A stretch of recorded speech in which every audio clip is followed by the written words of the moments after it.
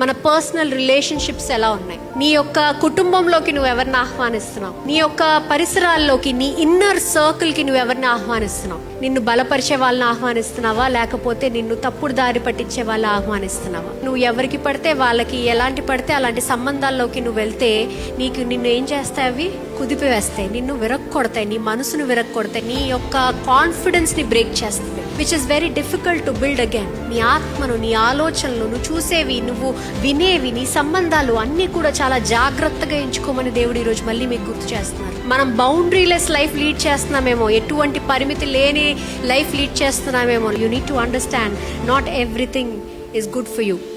నిన్ను అవి ముక్కలు ముక్కలుగా చేస్తూ ఉన్నాయేమో. ఈ రోజు మనలోనే చాలా మంది విరిగి నలిగి ఉన్న వ్యక్తులు చాలా మంది ఉన్నారు. మనుషుల వల్ల, సంబంధాల వల్ల, విషయాల వల్ల, కొన్ని అనుకోని పరిస్థితుల వల్ల విరిగిపోయి ఉన్నాం, బాధలో ఉన్నాం. దేవుడు ఈరోజు మళ్ళీ మీకు గుర్తు చేస్తున్నారు, మీ యొక్క జీవితంలో అన్నీ కూడా జాగ్రత్తగా ఆచితూచి ఆహ్వానించండి.